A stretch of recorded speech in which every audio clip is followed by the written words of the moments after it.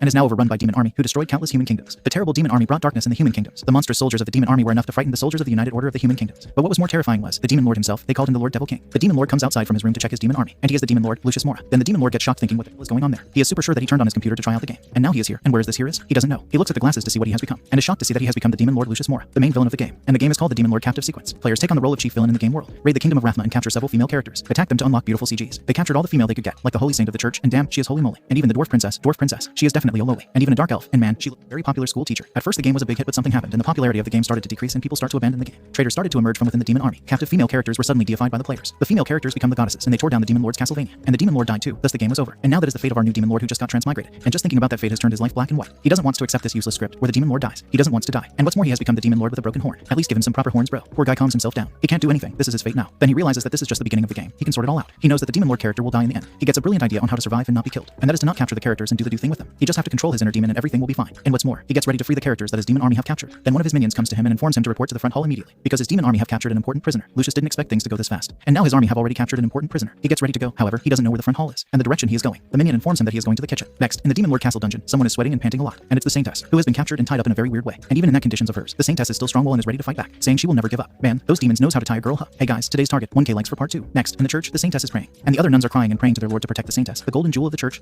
of the light, because the holy saintess Polly is the name of the saintess, and she is infiltrating the demon king's army by pretending to be captured, and she is doing that to get back the stolen golden staff of Eugene that was stolen by the demons from the church, and she is determined to get it back. And no matter how much the demons are going to play with her body, no matter how many times they attack her body, she is not going to give up. 2 demons comes inside her cell, however, she is not afraid of them and tells them to do whatever they like. She will not give in. Someone comes there saying, "Oh, worthy of the golden jewel of church." The 2 demons bow down to her and calls her Lord Free, and she is the dark elf, but she looks more like a succubus, and her name is Free, the devil's deputy. And Polly is shocked to see her. Polly manages to stand up and attacks the dark elf with her huge melons. Their melons fight begins, and Polly is not going to give up no matter what kind of tricks they will pull on her. And seeing her saying something like that, Freem is enjoying it. She wonders if Polly will have the same attitude next time when she sees her. As much as Freem likes to try everything on Polly, Freem informs her to congratulate herself because she is about to succumb by the demon lord. Freem then uses her teleportation magic to teleport Polly and herself to the front hall of the demon lord's castle. They teleported in front of the front hall, and Polly is shocked that the demon lord wants to see her. And from what she knows, she thinks that the demon lord is just a big green demon, and since he is bigger than the common demons, she is sure that his something will be bigger too. Freem brings her inside the front hall. Polly gets shocked to see the demon king. Freem greets the demon lord and informs him that she brought the prisoner, the holy saint, and Polly is just shocked to see the guy in front of her is the demon king, the terrible demon king also known as the white beast. However, she is surprised that he is so different from the description she saw in the books. And what's more, she never thought him to be this handsome. She then controls her thoughts, saying the one in front of her is just an illusion, and she shouldn't forget her mission. That is to bring back the golden staff. Lucius looks at her. She too looks at him straight into his eyes, and seeing her like that is giving him some nosebleed. Damn, she is hot. And with those rope, she is ready to be attacked. Lucius controls himself. After all, he is a man and the demon king. He wipes his nosebleed, saying that the lady in front of him is just an illusion, because the saint is not an innocent little bunny. As the most easily corrupted female character in the early stage of the game, once she reaches a certain level of evil or dies, she will then become a 6-winged angel and raise the demons to the ground. Polly tells him to stop pretending and show his true nature, and she is ready for anything. Tells him to use the pink potion that will make her body strange, or the magic tattoo on her groin that will hypnotizes her. It will all be useless to her. Or even if he plays the game where she loses if she screams, she informs him that it will still be useless to her. Poor demon lord tells her to calm down. He has no plan of doing something like that to her. Freem gets ready to assist her lord. She gets ready to bring the drugs for mind control, or the mind control spell, and she also has a friend who is well versed in this kind of matter. Lucius stops her and informs her that there is no need for something like that, which shocked the saintess because she was looking forward to it. She asks him if he is going to break her mind and make her do something like this. Oh man, this saintess. But she also reading some weird manhwas. Next, she screams saying she will never be able to serve her lord again. With that look on her face, she will never do it, never in her life. And poor demon lord is shocked thinking what the holy saintess is talking about. Freem gets ready to make her silent with her whip. She swings her whip at Polly for daring to make such a fuss in front of the king. Lucius stops her, and this makes both the saintess and dark elf shocked, thinking why the demon lord stopped her. Lucius is also thinking that he did something wrong here. He protected the enemy. He is sure that his subordinate will be suspicious of him. And Freem is shocked thinking that she angered her lord, and Lucius is the reason for her existence. If he hates her, she doesn't know what to do. And now they are both in a very tough situation. Freem asks him if there is something wrong. He looks at the saintess and informs Freem that it was nothing, while thinking that as a demon lord, it would be strange if he doesn't interrogate the saintess, but he can't beat her or scold her, so he is confused how to punish her. Then he notices the 2 big melons of Polly's. He then gets an idea and asks Freem to take the saintess to the room. He has a new plan regarding her punishment, and Polly is shocked to hear that the demon king just asked his subordinate to take her to the room. She is definitely sure that he is going to do something like this. Next, in the demon's castle bathhouse, Freem is mad because after the saintess heard her lord saying room, she became like an animal in heat. Freem is mad because a lowly human saint dares to covet her lord Lucius. However, that is all her delusion. If someone is needed to serve her lord Lucius in bed, Freem thinks that it should be her, but she is confused thinking what her lord is trying to do with this saintess, who is taking bath in the luxurious bath of the demon lord's castle. And Polly is also a little scared because she is given a special bath before being brought to the room, slowing down for a moment to increase her fear. But that is not going to make her give up. Even if there's a hell ahead, she is not going to give up. She comes to the room and is surprised to see her room, which looks like a top-class luxurious room. However, she knows that this luxurious room is a trap, and she is not going to fall in it. She, Polly Tang, the holy saint, is not going to be tempted by such low level. She tries to control herself, but the devil in her heart was too strong, and she couldn't stop herself and jumps onto the bed. She is surprised and happy that the bed is so big, so good, and so comfortable. She has never slept in such a great bed since she was a kid. And seeing the demon king treating her like this, she thinks that the demon king is not that bad, and he is not the same as the one in the legend. Then she gets shocked that she is now thinking like that. She has been blinded by the luxurious objects. She is 100% sure that the devil king must have cast a psychic spell on her to make her think like this, and she has read about these types of spell in books. It begins with the temptation of the simple objects, and after some time, it will corrupt her body and soul, and she will become a plaything for the demon king, and even make the face that she never wants to make. She starts to pray to her lord to save her, because the devil is slowly making her change her mind. She then remembers her mission. Why is she there? However, the great bed temptation was still greater than her will to stay alert for her mission. She gave into the bed, curses the damn devil king for giving her such a comfortable bed. Then she dozes off, but it was not some simple doze off. Next, morning comes, and she is still sleeping. Then the night comes, she is still sleeping, and the next morning comes, she is still sleeping. Damn that demon king, he gave her the most comfortable bed. One doesn't even realize the time when one sleep in that bed. She finally wakes up, and is shocked that she actually fall asleep. She curses the demon king for giving her such a soft and comfortable bed just to make her corrupt. Freem comes to wake her up, and gives her a maid dress to put on, and informs her that the Lord Lucius is holding a meeting for war, and he ordered her to serve him wearing that maid dress. Polly thinks that he gave her that maid dress to humiliate her as a maid and torture her, but that is not enough to break her spirit and make her give up. She gets ready to put on the maid dress, because being a maid is not shameful at all, and Freem is confused thinking what her lord lord is trying to do here. And she has also noticed that her lord seems to have changed a bit recently. He even prevent her from interrogating and torturing the saint, and also prepare a nice room for a prisoner. And the so-called punishment is just to change into the maid uniform. She is confused about what her lord trying to do here. Then Polly screams, saying how can there be such a maid outfit? The outfit is barely able to hold her melons, and it's also not enough to cover her cherry. And Freem have finally understood what her lord is trying to do here. He is trying to break the saintess's mental defenses, because just a simple change of clothes have made the saintess's heart and soul shock. Freem informs her that her lord have ways to corrupt her without torturing her, or inflicting any means on her. And Polly is like, not bad for being the lewd king of demons. And Freem is like, worthy of being a supreme. And Lucius is also like, I am not so bad. And Lucius made Polly his maid, so that his subordinates will not take action against her. And with that he can keep the holy saintess in the Demon King city without worrying about food and clothing. He laughs, maybe thinking he was clever and prevent his subordinates to torture the saintess. And also made the saintess to stay in the Demon King city by offering her a job as a maid. His maid comes. He asks her to pour a cup of tea first. Polly asks him to stop playing his game. He looks at her, and just that one glance was enough to make him nosebleed again. She is in her new outfit, and damn, that looks good on her. She asks him to stop playing and start with what he wants. She then bends over the table and asks him to attack her. After all, she is sure that he wants this. That's why he made her wear that lewd maid outfit. Man, she is begging him, huh? While she was showing and spreading her cherry, someone enters the room, and he is Bradley, the fly, and gets shocked to see the sight in front of him. His lord and the maid were about to show him some colorful movie. As a gentleman, he gets ready to close the door and leave from there, and also apologizes for coming so early. Lucius stops him and informs him he came at the right time, which gives the wrong idea to the saintess, that the demon lord is so despicable that he asks someone to watch while he is attacking her from behind. Lucius stops her nonsense. Then someone enters again, and it's Freem, who have come with the latest version of the strategic map. And now they all have arrived there. Lucius gets ready to start the meeting. Bradley starts to inform him about the war and military secrets, and Polly is confused thinking why the Demon King wants her to listen to their military top secrets. She wonders what the reason behind in doing this, and Lucius didn't expect anything less. The war and everything is progressing just like the game, and Freem even shows him the best city to attack, and how they are planning to attack their enemies' troops, how they are going to trap them in corner and attack with their full force. She shows him the place and location to attack their enemies, and seems like the saintess also notices that the map is strange, and is surprised that they are going to do the large-scale army attack. However, seeing that map, something seems to be happening to the saintess. She starts to breathe heavily, thinking it's not good. If they attack so hard, her realm, the Rathma realm will not be able to withstand it, and just the thought of it is making her trembling and shaking, and even sweating from somewhere else. And Lucius is confused thinking what kind of weird stuff is that pervy Polly is thinking again. Lucius then picture himself playing that game like a game, and which option to choose for the current battle plan. However, if this was an actual game, he would have chosen option 1, and go along with Freem's idea, and with that, he would have easily captured the next storyline character. But he makes that JoJo's face and gets ready to refuse to follow the storyline of the game, to go with the flow of the game's story. And now that he is in the body of Demon King, he makes his own decision and gets ready to attack another city, and makes Bradley as a vanguard for the operation. He informs Bradley to attack the fortress of Aegean Hill, which falls into the category of 5-star difficulty, and orders Bradley to take the victory in one fell swoop. Bradley informs him that his fly demon and the 9th Legion are not fully hatched, so they have no powers right now, and attacking that fortress and get a victory in one fell swoop is impossible for his legion. So he asks his lord to go with Freem's plan because that will also achieve the same goal of crushing the enemy. Lucius gets ready to show him some true terror for doubting his decision. Bradley apologizes to him, and Lucius also knows that attacking that fortress only means death, and he is sending Bradley to his death, because if they lose that battle, the army will have to come back and plan another strategy to attack the fortress, which will give him more time to live, because the faster the game progress like it should, his game will be over, and he is sending Bradley to his death because he knows Bradley, the fly, even though that fly is his subordinate. But that fly is secretly loyal to the Lord of Flies in Hell, so sending Bradley to his death is a double win for Lucius. And what's more, Lucius informs them that the so-called defense dispatch is just a blindfold, and the fortress is an empty city, which shocked Freem because she is supposed to gather information. Yet, she didn't know that the fortress is an empty city, and here is her lord, just by sitting on his chair. He somehow knows that the city is an empty city. She starts to get scared because she made a mistake, and now she wonders what type of punishment her lord will give her. A whip, a candle, or something even more intense. Just the thought of it is making her exciting and pain. And seeing her red like that, Lucius asks her if she is alright. She apologizes to him for not being able to give him proper information, even though she was the one supposed to gather the information. Lucius also thinks that Freem's plan was fine, but he has this information. And since the other party is using an empty city as a defensive fortress, he gets ready to eat that fortress. And he thinks that Bradley's troops, even though they are weak, but they are good at infiltration. He orders Bradley to attack that fortress during daytime, which shocked Bradley again, because if they attack in daylight, it will be like sending him and his troops to death. However, Lucius stops him and informs him why they should attack during day, because they are demons, and humans thinks that the demon mostly sneak attack during night, so they will let their guard down during the day, and they are going to take that as a great opportunity to attack them. Bradley also thinks that he has a point there, so they are going to catch their enemies off guard when the sun is at its hottest. However, Bradley is still having his doubts, which makes Freem mad because he is doubting their lord, their king, and their majesty's arrangements are naturally based on his imperial majesty's deepest intentions, and yet he is trying to doubt their majesty. She informs him to look at the shameful look on the face of the saintess next to their lord, which is the best proof of their lord's decision. Bradley is surprised that the woman is actually the holy saintess, and she and his lord were about to do the thing earlier. He is surprised that his demon lord is a master of manipulating people's heart. If that's the case, he is sure that this plan of his lord might work. He gets ready to follow his lord's order, and Lucius is shocked by his own smartness. He made up all that nonsense and they bought it. He wonders if he keeps fooling people like this, even he might believe in his own lies. And Polly is shocked by the demon lord. She is shocked thinking how did he knows that the fortress is an empty city. She is shocked thinking who leaked this news. She asks Lucius if he has captured any other high-ranking person from the Union army. He informs her not to worry and that she is the only one they captured, which confuses Polly even more because she is the only one they captured. Then she remembers that she didn't wake up yesterday. She wonders if the demon lord did something to her, like hypnotized to get information from her. She comes back to her previous position and has finally understand that she was the one who betrayed the allied forces. Now she is no longer worthy to serve her lord, and she is no longer a saint. And Lucius is confused thinking what is going on with her again. However, this position that she is in, he is finding it very nice and pleasing. He calms his monkey heart and his monkey little brother down there. Polly then informs him that even if they attack that empty city, it is still the impregnable fortress, so it's not going to be easier for him to conquer it. He also knows that the city as fortress is indestructible. That's why he thinks it's great to attack it. Putting his hand on her shoulder, he informs her that he knows that the fortress is heavily defended, impossible to attack, an absolute fortress, an invincible fortress. That's why he is sending his flies, the fly of the flying corps, to attack them from the air and in the daylight. Polly starts to get scared after seeing him like that, and she notices that the more he speaks, the more excited he gets. Polly informs him that his attack will fail. He presses himself onto her melons. She tells him that there are dwarves in the city who are allies with humans. They will sink his demon army for sure. Lucius pushes her down on the table, saying exactly, you're right. She tries to scare him, saying that the fortress also have powerful alchemy cannon created by the dwarves and humans. He gives her the demon lord's smile, and he also knows that those cannon can obliterate tens of miles. However, his army is an army of flies, who flies and also jumps. He then laughs after that like a real demon lord, and Polly is scared and confused thinking why is he so confident. And he also said that he is not worried at all about the fort, and now she is feeling guilty for telling him about the cannon. Next, the demon lord coughs because he got too excited and choked up on his own saliva when he was laughing. Next, the frontline camp of the Demon King army. Bradley is informing someone about the plan that their lord informed him about, and also made him the vanguard of the operation. And the one he is talking to is Minotaur Mansion. And Minotaur is surprised that the human fortress is an empty city, and their lord somehow found that the city is an empty city. Bradley asks for his opinion and asks if he understands anything about this situation. Minotaur gives him a thumbs up, even though he doesn't understand what's going on, but he is very impressed with this special operation. And now that he knows about the plan, he picks his axe and gets ready to go and cut the general of the mankind they capture. Bradley stops him from doing that because he has something to hear from that general of the mankind, because Bradley is 100% sure that their lord's plan is clearly a flaw, a daylight invasion of the invincible fortress, and he has get the gust of wind that his lord is trying to kill someone by planning this attack, and poor guy doesn't know that that someone is him. Next, in the cold moon night, a lady, whose name is Lidis and she is a traitor to humanity, is happy thinking that she got caught by the brainless demon minotaurs, and that is great for her, because she gave the raid plan to attack the city to Freem and fly. She is definitely sure that with such a brilliant raid plan, the demon army will definitely see her true potential, and with that, she is sure that she can become some big shot in the the Demon King's army. Fly comes to her and informs her that her raid plan was rejected. And in exchange, the great Demon King ordered him to launch a frontal assault on undefeated stronghold in 3 days. Even Lidis gets shocked to hear that new information, a frontal attack on an invincible fortress, and that also in the broad daylight. She thinks that's impossible. Whether it's possible or not, Bradley informs her if she doesn't fulfill the task, he will chop her head very cleanly, then add it to his collection. This sent a shiver down her spine. She falls to her knees and is shocked, thinking, why is this happening to her? And it seems like she has understood that the Demon King wants to kill the Bradley guy for some reason. That's why he is sending Bradley to that invincible fortress. However, she can't say that to Bradley. It will be like digging her own grave. Then she starts to use her genius mind, thinking why the Demon King wants to assault the fortress in 3 days. And why 3 days? Then she remembers something in a very different way, and is surprised that the Demon King's plan is brilliant. And he is such a genius to come up with such a plan. And now that she has understood the Demon King's plan, she informs Bradley to attack freely in 3 days as the Demon Lord ordered him. The plan will be a great success. Next, 3 days later, outside the invincible fortress, Bradley have come to assault the invincible fortress with Lidis, and is confused to see only fog everywhere. Lidis then gives him a little info about why there is a lot of fog there. However, that will work in their advantage because they can't see the enemy and the enemy can't see them. She is surprised that the Demon Lord is so genius that he actually chose to attack the fortress on a day like this when the fog is thicker than usual. And what's more, she informs Bradley that today is the Dwarves' Wine Festival, and all the dwarves will be very drunk today, making the defense of the fortress a lot weaker than other days. Bradley is surprised that their lord actually planned such a brilliant plan. He planned by determining their opponent's habits. Inside the invincible fortress, the dwarves are all drunk and have passed out. And so the dwarf daughter, the Princess Priscilla, she wakes up asking for another glass of beer. Someone pours a water on her, and now she is mad. Someone dared to do something like that to her. They are just looking for their death. And it is the Grand Marshal. He yells at her for drinking on duty and making all the dwarves drunk with her, even though the front line is deadlocked right now. And she is drinking beer with all the guards. And he is confused, how did she get the wine to drink? She informs him that today is their festival. That's why she, the princess, replaces the water with wine from the warehouse. This makes the marshal mad. Now the water barrel has turned to wine barrel. People will now die from drinking, which makes the princess mad because he is looking down on her people. She kicks the barrel, and they won't die with just some few barrels. After all, they are the dwarves, who lives on drinks. However, the wine is still strong. She falls on her face. This makes Marshall even more mad and tells her to alert her people to protect the fort, and don't let the enemy to take this as an opportunity and attack them. Princess tells him not to worry because they are dwarves and drinking only makes them stronger. And with a few more rounds, she is sure that she will be so powerful that she will be able to defeat the Demon King in one fell swoop. However, they didn't notice a pink ball coming straight at them. The ball falls on the princess. This makes her mad, thinking why the marshal is pulling the same trick again. However, Marshall is also inside one of that pink ball and seems like he is struggling. And not only he, everyone inside that fortress is inside the pink ball. She then looks above her. Fly have come with his flies, and Fly is surprised that the Demon Lord's plan actually worked. The frontal attack is a great success. How unexpected. He then squeezes the pink ball in his hand. Then suddenly something starts to come out from the ground, and it's the pink tentacles. The pink tentacles binds the poor little princess. Next, in the Demon King's castle, Lucius is having his morning coffee, and he is surprised that that world actually has coffee. And Polly is surprised that today is the assault day on the invincible fortress, and yet the Demon King is ready to eat a cake without a hint of worry. And that piece of cake is tempting her to eat it. Lucius notices her piercing gaze on his piece of cake, and asks the saintess if she likes to eat his cake. Wiping her drolls, she just laughs looking at the cake. She then controls herself, because she is sure that he must have put some potion or spell in that cake. Lucius informs her not to worry. There are no potions or spell in the cake that will make her body strange. However, she is not going to fall for his tricks, and tells him that he can't win her over with just a piece of cake. However, that juicy piece of cake that is dripping down right now was too much for her to control herself. She gave in to her temptation, saying that nothing is wrong with eating, and that cake is the enemy's ration. So she could say that she took away the enemy's ration, and that juicy piece is just too delicious. The smooth and cloudy cream made through fresh and juicy strawberry pulp, supreme taste and faint sour work to make her tongue tingle. Oh no, she is unable to control herself. If this keeps going in her, she is afraid that she will get addicted to it. And Lucius is happy to see her enjoying herself, because as long as she stays there, drink and eat, and doesn't become a six-winged angel, he too will be safe and his game will not be over. She then asks him why he is not worried about the situation of the invincible fortress, and he is not worried because he thinks that it's not worth paying attention to. She informs him that his soldiers will not be able to conquer that fortress because humanity have spent several thousand years strengthening the fortress to be as strong as a boulder. However, Lucius informs her that he is sure that his soldiers will claim him victory, and he also knows that there will be some casualties because the fort have artillery in it. He walks to the window and tells the saintess to restrain her anxiety, because he is sure that today they will bring him the good news. Then Freem comes rushing to inform him about the frontline battle report, and the two of them are ready to hear the news. Freem informs them that it was just like their lord said, the fortress was empty fortress. This shocked Polly. Freem informs them more, that there was a dense fog, making a great opportunity for Bradley to attack. And what's more, today was the Dwarves' Wine Festival, so all the dwarves were drunk, and thanks to their lord's brilliant plan, their troops managed to capture the invincible fortress in less than a full day. And with this, Lucius have earned more respect in Freem's eyes, and she is surprised that her lord wasn't even affected when he heard of such an amazing war victory. As expected of his majesty the Demon King, Lucius asks her if the artillery inside the fortress was just a display as his intel said. She informs him that it was, and their troops also confiscated that dummy artillery. And now Lucius is making that JoJo's face with Vlad's expression, and is like, what the heck just happened? Fog escape, wine festival, his plan. He is confused, thinking what kind of nonsense is going on there, and this is not what he wanted to hear. Freem informs them about another good news, that with that victory, it boosted their soldiers' morale, and now they are advancing inside. And within a half a month, Freem is sure that they will capture half of the Rathma plains. A delicious piece of cake falls on the ground. Damn girl, you wasted such a good food. Someone call Sanji to teach her a lesson. Oh wait, Sanji can't fight a lady. This news was so shocking. Polly falls to her knees. She came there on a mission to retrieve the golden staff, but here she is, eating delicious cake and have forgotten her mission. And now within half a month, half of the Rathma plains is going to be conquered by the demons. However, someone is even more shocked than the saintess. He never thought that the result was far worse than the original plot in the game. And what's more, occupying half the plains is one of the conditions for the saintess to grow her sixth wing. And his death, he tries to calm himself by drinking his coffee. And Freem is surprised that her lord is very silent even though she informed him such a great news. But he is just drinking his coffee. Then she notices something, that her lord is trying to show her something here. And in Freem's eyes, she thinks that her lord is not showing any interest because this matter is no more important than a sip of his coffee. And he is implying that the momentary victory was not what mattered, but the future. Just the thought of it is making her excited. That her great lord's future plan, she has a civilian and military head, and also the head of the intelligence, but couldn't see it. However, that great lord of hers is about to shit his pants. He orders Freem to give his order to Bradley and Minos, and tells them to retreat, which shocked the two ladies. Their little brains couldn't comprehend the great plan of the Demon King. Next, in the front line, a little bird comes to Bradley and Minos to inform them about the order of the Demon King, and poor thing is running low on HP. Minos gets ready to follow the orders, and starts to pat the little bird, which increases its HP. However, Bradley is against it, because this is the best chance for them to occupy the plains, and if they let go of this opportunity,